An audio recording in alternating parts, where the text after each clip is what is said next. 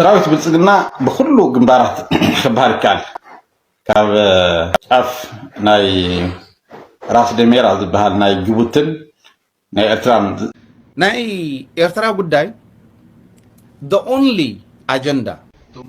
زوخينات زي بوانان سلام كبرات تخطاتلتي كمي تخونو لمون هلون ازرارابن زعباتات حجلكم مصيزلخو باخم كم تلموت نزي فيديو زي لايك غركم بمجمار كساموداتا مدبي مساي صنحو حدشتي نزي channel زخونكم سبسكرايب بمغبار بيتسبكون بمبال نابت فلاماي فيديوسكي كوزدكم حاويرنا نكاتاتن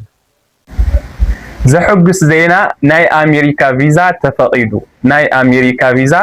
تفقيدو سلام دك عبيت كمي كنيهم انا زكيات فيزيايا كوبلينك لايك فولو شير مغباري ترسعو نافت دس ويل زينا نقصل كم زفلت ناي ترامب ادمنستريشن او زحالته كاب استفلاليو كباب ساعات شديشتن زغونه هاجرات ناف امريكا لاتو زيغاتات فيزا كلكلا غيرو خمز نوري فلتيو بز مخنيات دما كابتن ساعات شديشتن هاجرات نا إثيوبيا نا إيرترام كمون استفلاليو ناي بزحات ناي أفريقيا هاجراتن لاتن أمريكان زتقال لهم زنورتي خلك لايف اللتيو مالتيو سو لما أنتي اتناي أمريكا زلو بيت فردويكا أتجنا أمريكا جيج اتزيتا جورك الكلا أدلو زلو تخكلن يازي كونه يلو ودك غير ولو مالتيو كم زفلت اتنا إثيوبياويان تمرته غيرو زنورك الكلا فاميلي بيتيشن يكون زغون يكون فيزا ولا فاميلي بيتيشن تخال كيلو كم صنحي فلاتي تطوير كم صنحي فلاتيو حزبن اتبيت فردي ادلو زلو تخكلنيا زي كونه كلكلا ايلو ودك غير ولو مالتي سو قدم حزي ديفي ون كومون سفراليو ناي فاميلي بيتيشن ديو سفرالي غديات نا امريكا فيزا نحاتتكم نا ملكتكم صنحكم تخال كيلكم زنوركم كومون سفرالي قصراتات زنوركم اتخلكلات مالي تطويل سلازلو مس امباسي كونتاكت تغورو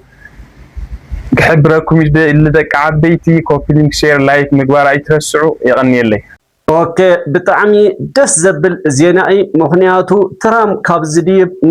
تراي ايرتراو كوا زي كونه نملا افريقاوين زي كونه انتلاي سدتنيا بحفشا ابزي عالم زركب ني امريكان كمتي دليتو كاتون كوصن زي مخالو بتعمي كبد حدغاي اسعبو نيرو ترام بمورادو بترام تي زوسنو وساني مالتي ابزي غزي زغين بيت فردينا امريكان مولو بمولو ناي ترامب زي وسنو وساني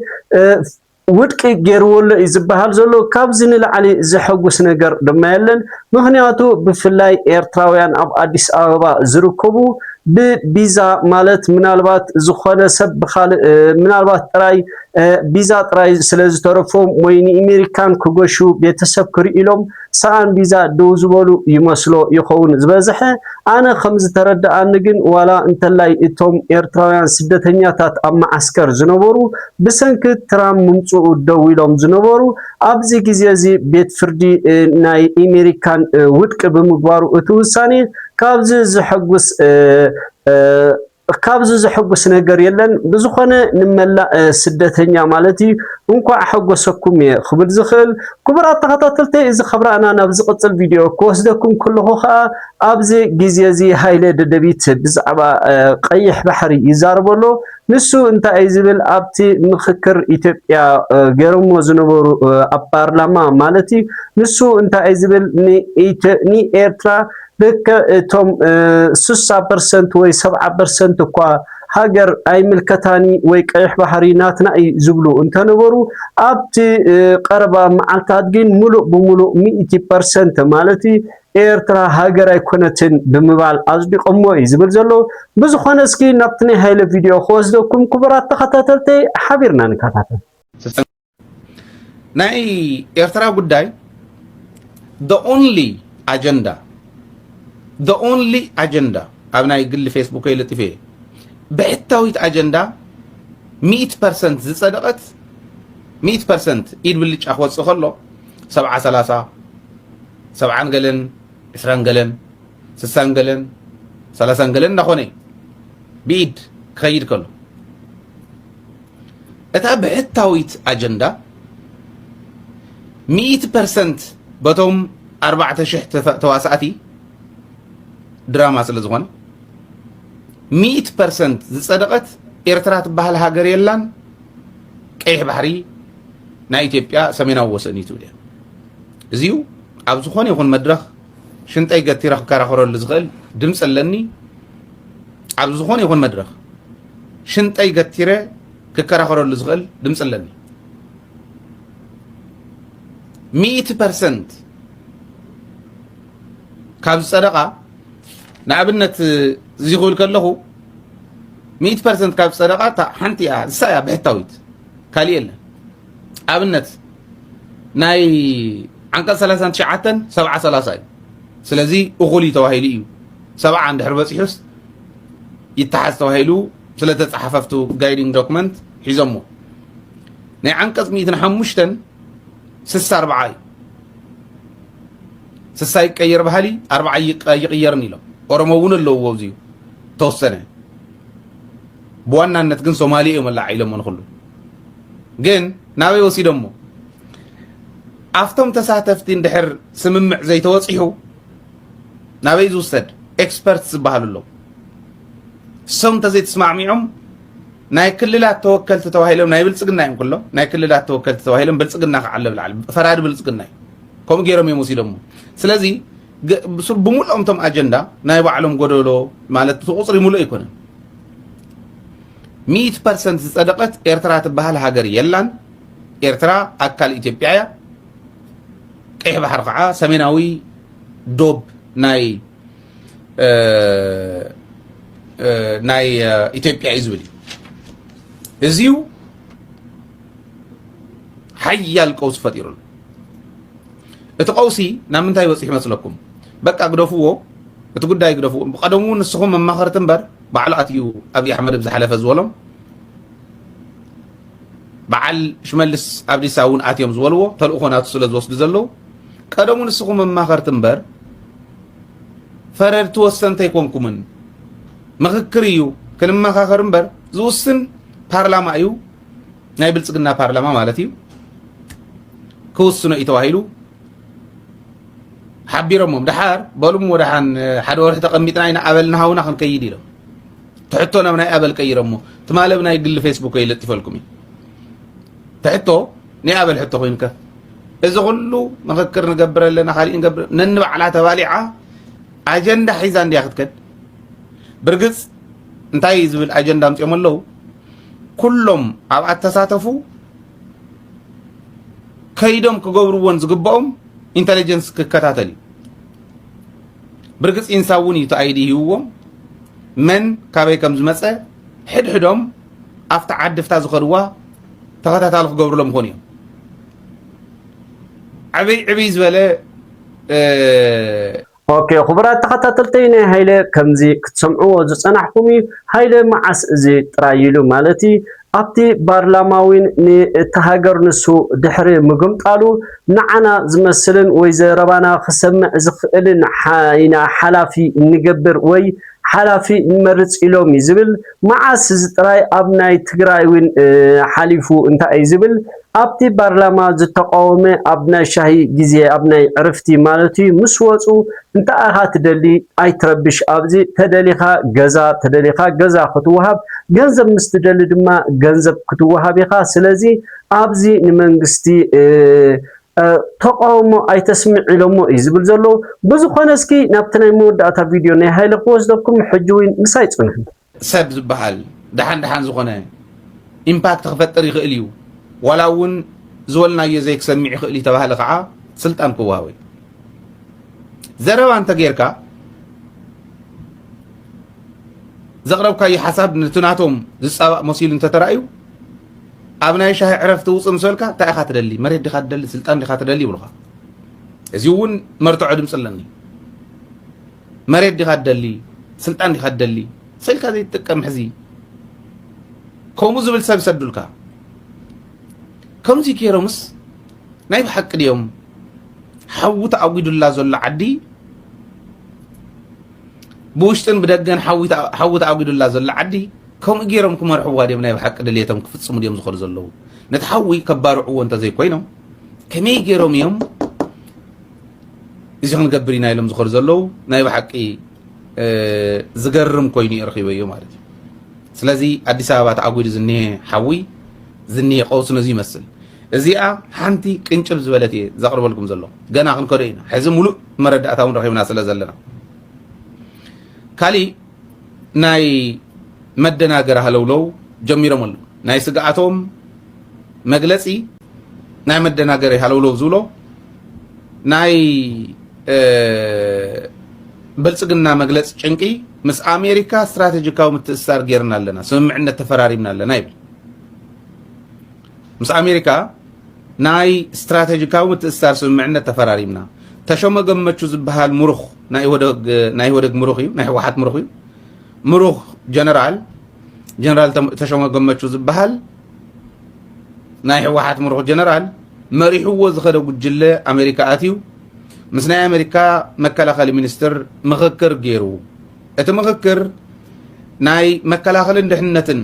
ምትእስሳር ክንገብር ናይ ሰራዊትን ናይ ድሕነትን ምትእስሳር ክንገብር ናይ ሓባር ጥቕሚ ማእኸል ዝገበረ ዘላቂ ሰላምን ሴኩሪቲን ሰላምን ድሕነትን ንምርግጋጽ ንምጥንኻር ዝኸውን ሓበራዊ ወይ ክልተዓዊ ምትእስሳር ክልተዓዊ ጥቕሚ ዘለዎ ምትእስሳር ተፈራሪምና ኣለና ክልተዓዊ መዋቕራዊ ምኽክር ጉንበት ወርሒ ኢና ጀሚርና ይብሉ ሓቢርና ናይ መድረኻት ክንከፍት ኢና ዶ ሲምፖዚየም ዶ ግዛዕዶ እንዳወለ ክዛረቡ ከለዉ እዚ ጌርና ስለዚ ኣሜሪካ ጎንና ኣላ ዝብል መልእኽቲ ንምሕላፍ እዩ ካሊእ ተኣምር የብሉን ከም ዝትሪእዎ ዘለኹም እዩ እዚኣ እያ እታ ዘተ ጌርና ኣላ ዝብሉ ናይ ኣሜሪካ ብርግፅ ከይዶም እዮም እቲ ዘተ ስለ ዝኾነ ናይ ብሓቂ ድስ ፕሮፓጋንዳ ስለ ዝደለዩ እዩ ውኢት ናተይ እዚአን እየን በቃ ተተገቲርካ ተሳኢልካ ናይ ፎቶ ዲፕሎማሲ ናይ ፎቶ ፕሮፓጋንዳ اوكي خبرات تخططلتين اهل اذن كلت فيديو استخاخيل زقرب كلكم نزيئني مثلا نيرن من البات ابني هايل استفلي حساب وي هناص رئيتهم زهلوكم كم تلمود ابوتاكم من مقماط اي ترسعوا انداولكو كابزي بمقصال جينا كاب ايرترا خيوصانان كلنا وري تنتاني بوليتيكا ارغاي ون ابزي غزيزي انتا ازبل بزعبا مخباب ناي نراس دوميرا ناي ጫፍና ኤርትራን ጅቡትን ዘራኽብ ድልድል ማለቲ ازبل نسو መራሒ ብልጽግና ማለቲ ኣብዚ ግዜዚ እቶም ኣለውኒ ዝብሎም ወታደራትና ሙሉ ምኽባብ እቲ ወሎ ازبل በዝኾነ እስኪ ናብ አረጋይ ኮስቶኩም ሰምዕና ያንመለስ ሰራዊት ብልጽግና በኩሉ ግንባራት ክባር ይካል ካብ ጫፍ ናይ ራስ ደሜራ ዝበሃል ናይ ጅቡትን ናይ ኤርትራን ዘራኽብ ካብ መስመር ጅቡቲ ሒዙ بمول مالتي عفار تن اللوان زلن زتات هذا عصا ثلاثة جرياني زل عصا خلطة إذا عندنا تن زتات هذا قلنا عصا ثلاثة عيان نقولوا ورمال ودول وذا كلهم من أسيا بتساوي الرقم تبتقار حواسنا وزخور وحويسو ناقفة كلنا نفتنا يدرج مثلا تاني بحرب بأحرق استوصها مثلا أنتات ناي لبلب ناي شوكولا ست أنا بالمهاب بزحز له فاتك استخدام حيلي ناو جنبار ناي مقرب سرحتات بعوي يسرح له ثلاث درجات كلن تن شومنت استاكن بهراني رن هذا عصا تختلين عصا ثلاثة بطريقة تاي مثلا مثلا كوينات نايفانو مثلا أورما ناي أولا جبر ذا قطن كندي أخرين بلك تسلفن زبل كسر حز زلنا مرداتها شومنت أيام شومنت استات ناولي تتقيعنا الله مساتن مس ناي مكان عيد الحيلان كاوت دران تي حيل عيد بهالكعة بكب دقاف وصار دقاف وهاوي تحاسيو كافتي مكانك يا مستر دحار بردات أزمت سلزمانة عمري هذا الواجن شومنت استات مس كبير براتن مثلا يقول جل عدك زبهال كل تي نوتا دراو قطم يتكم يزبهال أطوارات حيلو أفت دوات عريدو الله أمقعز زلقون الله بزخوانا جن نفتقرأي نخورر ملو مدلوات غيرو يوفري زلم عرتي بوغان تقرأي كعا قلت سبحان حتى يوم قريو زلم نحن زبط نبهراو برسد كلمة هذه عدنيت كان نها مسقدما حيثات كونكا ما يلسك عزخا لو نتنا بحيلو وريركا مسقدايا وشتنا بدقان تفاناقيلو أو كبيت ساقا موزلل الأوان ما يلسك انتنا عين فكرة اوكي خبرات تخطاتلتيني ارغاي كمزي زسمعكم موي ارغاي ودبيتو مچس كمتي نفلطو كل غزي أنصار واقع دوز بله من إسئي بزخنا خبرات تخطاتلتي إزيني أرجعي نسقم كاسك استفلي حسب مزهلوكم ويدقافكم أبطاكم من تأقمت ونداولكم كابز بمقصال حادة تنتاني بوليتيكانا إتبقى ما انتا إزبل نسو أبتي مقلسي مالتي شعبيا مبال ترقم زلو يكونن مخنياتو نمن تتسوع اللخا ويمسمن تبقى أسلها فتفلت أقداسي إزبل نسوم السب كتب لوين زي شغوري أو مخنياتو قدمي ناسنا توم عدي مركبهم كمي سلتي نايت وتدرنا يتقومون يروم حجي سل حق زدفناوين ندفنهم وي حق نشوفنا الله ما يكونون صوت يوم يزبل بزقونسكي نابتنتان بوليتيكانا إثيوبيا وصدكم حابرنا نكاتاتن ኤርትራ ወጣት ማለት ሰው አይሰለጠነ ያልሰለጠነ ወጣት ኤርትራ ውስጥ የለም። ያ የሚገባው ወጣት ማን ነው? ወይ ወታደር ወይ ደህንነት ነው ማለት። ሻዕቢያ እንኳን እንዲህ በር ከፍተህለት አይደለም በቱቦ ውስጥ ይገባባል። የምልህ በጣም ሶስቲኬትድ የሆነ የስለላ ተቋም ያለው ድርጅት ነው ሻዕቢያ ነው። ከበረሃው ጊዜ ጀምሮ በአንድ የላውንቸር ጥይት እኮ 20 ሺህ ጦር ባላንስ የሚያስቱ ናቸው። አበተ ላይ የነበረ ጦር እኮ 20 ሺህ ነው። የራሻ ጀነራል ምናምን የነበረው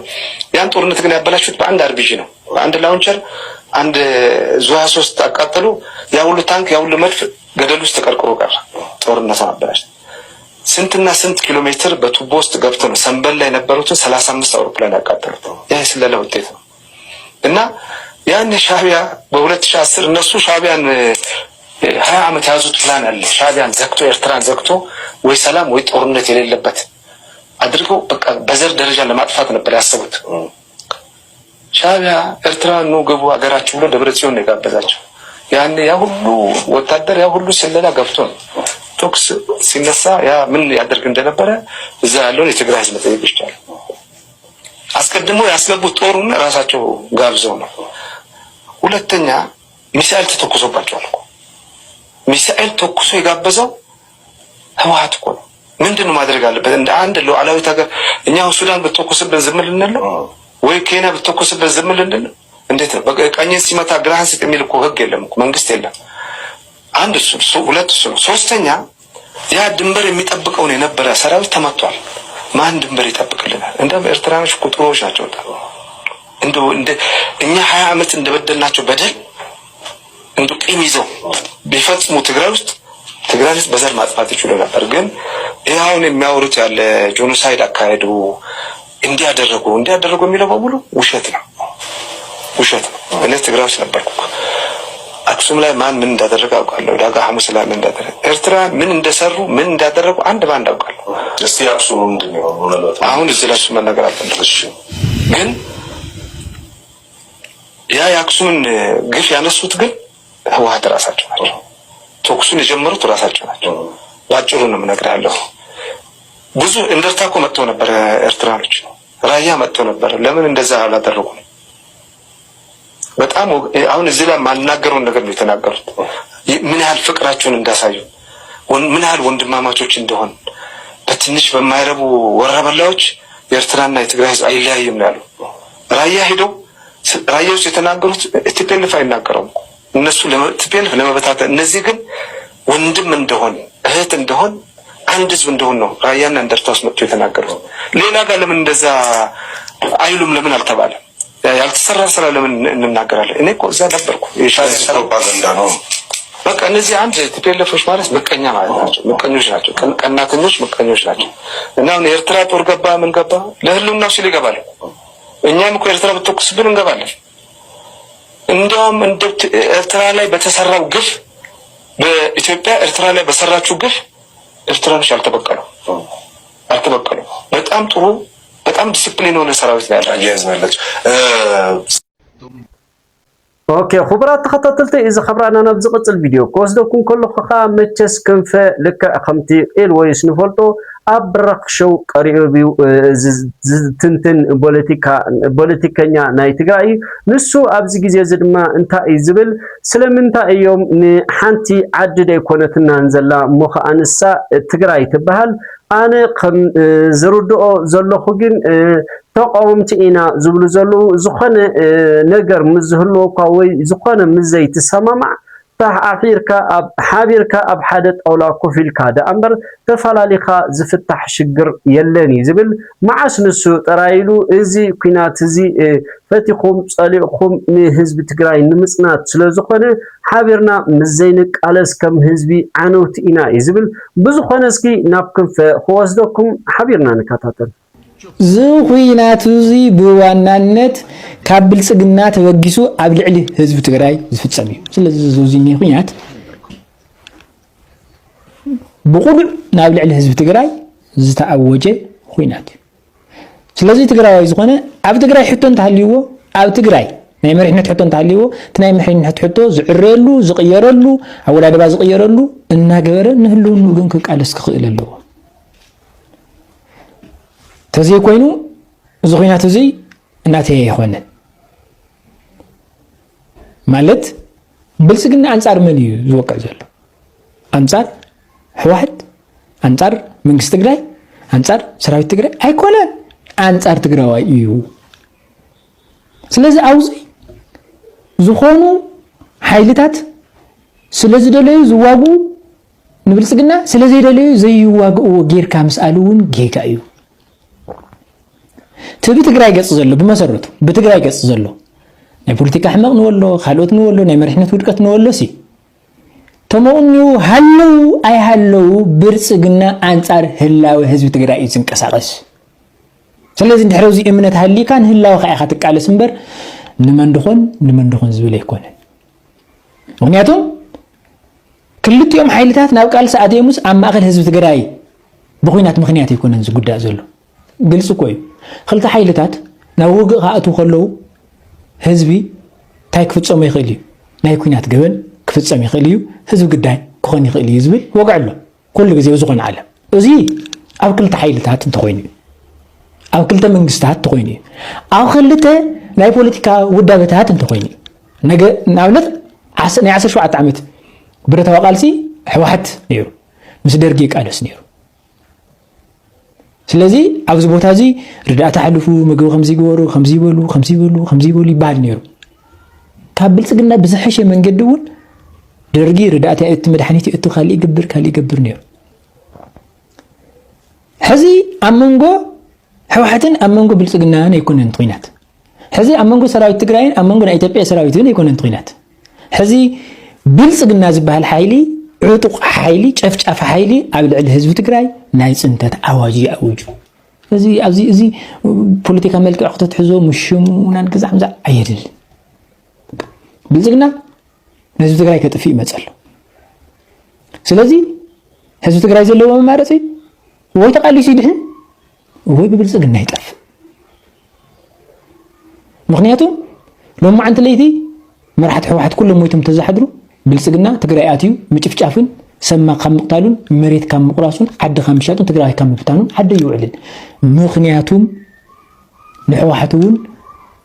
ትግራዋይ እዩ ኣብ ትግራይ እዩ ዘሎ ውዳበ ኣለዎ ኢሉ ስለዚ ሓሰበ እዩ ምስ ትግራይ ሓዊሱ ዝወቅዖ ዘሎ እምበር ፖለቲካዊ ትርጉም እዩ ናይ ፖለቲካ ንሕንሕለኒ ናይ ስልጣን ተፈኻኻሪ እዩ ምቕማጥ ክኽእለኒ ኢሉ ሓሲቡ ኣይኮነን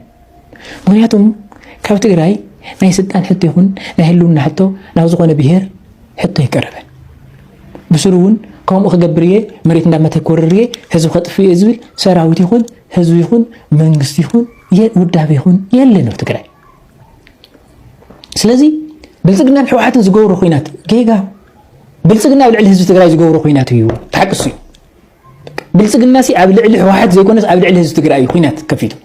ምክንያቱም ብልጽግና ብፖሊሲ ደረጃ ጸላእ ትግራይ እዩ እንተልካዮ ሲ ትሕቶን ዶ ንፈላለዩ በቲ ናይ ሕወሓት ኣካይዳ ንብልጽግና ክንስዕረይ ንኽእልን ከምዚ ክንገብር ኣለና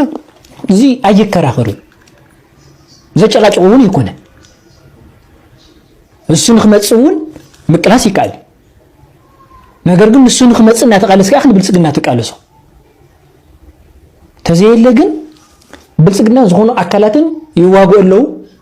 تحد أكل تقريفوه تخينات كم زقدف غيركا مسأل مقمات كالي حدقاي مغنياتهم زخينات زي أمونغو تورارن ورارن أمونغو صناتن مصناتن مزقبر زلي تتارخون زي تحكي تمريت زلون زي لما عندي كاب حدا جزا نحقو بحقو خيقرويو شدشت 4 5 قلعو قداينا أبي أحمد دبداب كوينم زلو أبي أحمد ودي خلت عمد هسان كي ترفع وقعي زلو أبي أحمد زرق هزب تقراي كسنتن كم درجة كاتفئن زنك أساقس حيلي بزحلة فسل اوكي خبرات تخطاتلتي ناي كنفه خمزي زسمعكم اي كنفه قصيلوين انت ايزبل افالالينا بمسباب طرائنا خنعوت نخل ابزي غزي زي دامبر من البات ابزي تدبدب زلا نمقله تدربيو زلا نتوم حلفتي نحوحات زيكولا اب حزبي يزعلب زلو سلازي حزبي كم حزبي نصنت سلازلنا حلفتي كساب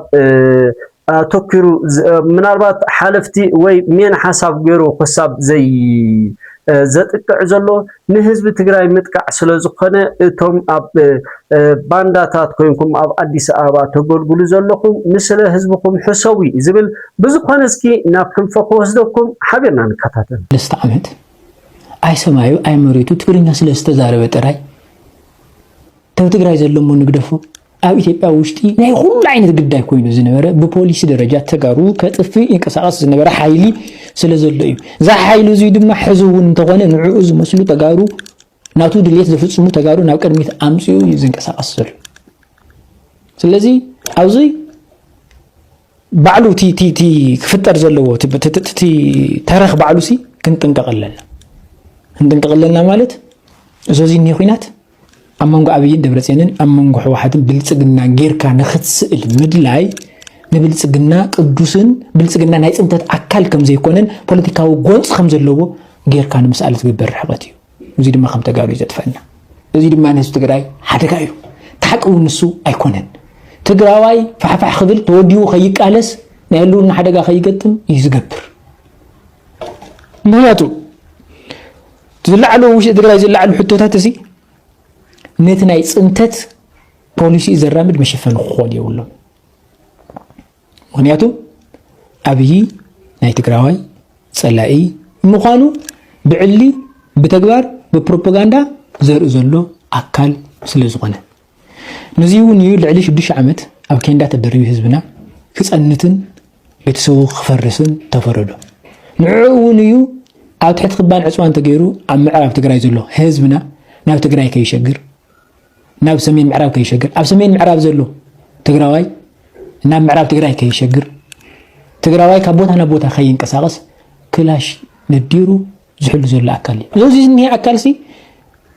نزغورو حاتيات نزغورو چفچفا نزغورو قزع بوليتيكاو ملك خطات حزم فتان بعلو قبني مصنت ايو تيلكايوسي اقلمس اقل زبال نقريل مصنت ايو تيلكايوسي مس اقل ودف زبال ليل تقراواي انتو خينكا بايتونا خون ولات كون ساوت كون اكتيفيست كون غازيطنيا خون او تحت ابي كتف استفردكا ايو سلازي تي ناي ابي ناي صنتت بوليسيو